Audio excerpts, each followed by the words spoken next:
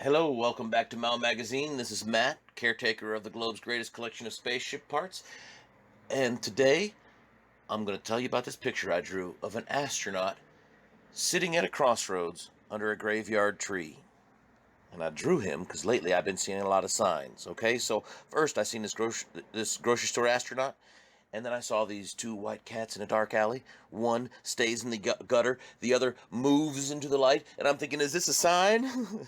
Then I go to this graveyard to draw this tree because I was there before and I seen it, and it looks just like my left hand that's broken. And I thought, is that a sign? And as I pull up, I open my door of my car, and there on the ground is this beautiful copper spaceship part. Look at that, all that copper coiled up. It's got good weight. And as I took my lawn chair and my art supplies out to the tree to draw it, I interrupted a garden snake, and he slithered off real fast. I chased him, but I couldn't get him. He coiled up underneath this gravestone that was kind of cockeyed from being frozen and unfrozen over time. He could get in there, but I couldn't. I was able to get the copper, but I couldn't get the snake, and I thought, is that a sign? Coiled up copper, coiled up snake. No, man, none of these things are signs. They're all signs of only one thing, that in my own mind, I am at a crossroads, and I don't want to make a decision. I want some witch to come along and help me choose which way to go. So, in old mythology, there are two symbols that often show up at a crossroads, where the hero is sitting waiting to make a decision of his own, right?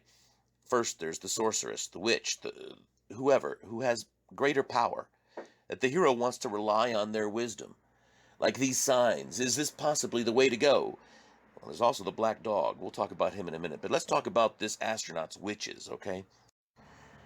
As I was drawing this tree, I got interrupted by a phone call from my brother-in-law who is in prison until the age of 106.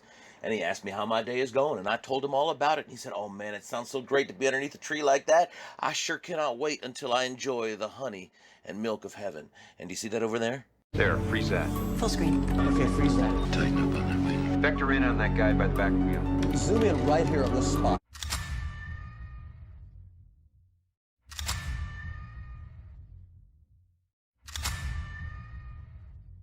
With the right equipment, the image could be enlarged and sharpened. Well, in my own head, I'm thinking honey and milk, right? Hodnett and Mills is not too far from honey and milk. All you got to do is add a K and a Y. Is this the key?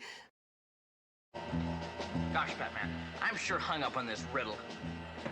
I'll help you just as soon as I collate these figures for the remote bat computer.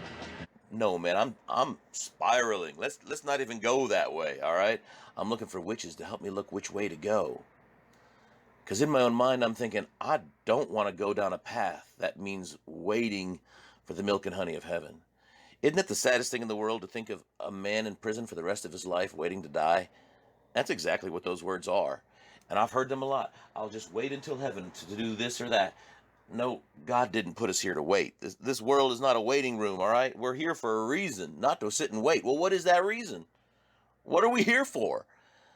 As I was packing up my stuff to go home and finish drawing this at home, I seen a whole group of mushrooms, 20 of them or more.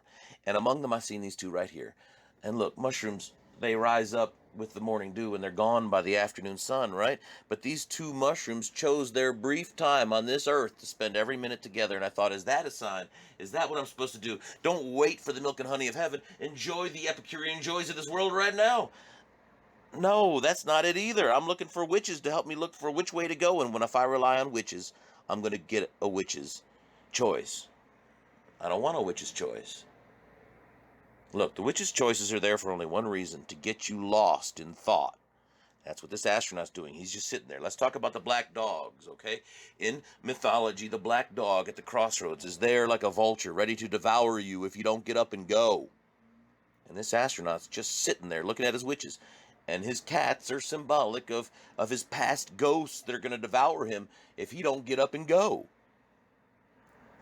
And it looks like the cats are going to help him make a choice, right? One's looking at the gravestone, one's looking at them mushrooms. This must be the choice. No, it's a witch's choice, man. See, a witch's choice is like a teeter-totter whose fulcrum is a lie. Here, the lie is it's either Epicureanism or Stoicism, but it ain't that at all. To the astronaut, it is, though, because he's in that bubble out of fear. See, if you're like a bubble boy and you've been told that the whole world is too dirty for you, but you want to enjoy that world anyways, you're going to make that mushroom choice. Now, if you've been told to get into a bubble because you're too dirty for the world, they can't handle your sneezes and coughs, well, you just might make that choice at that gravestone to sit around and wait for something better in another world because this one isn't made for you. Or you could just take that mask off, smell a field strawberry, draw a picture, put together a web page, and put that piece of art up for sale. That's what I did. Something beautiful. Please comment, like, share, and subscribe. And if you like it, come on over and buy it. Have a great day. That's all.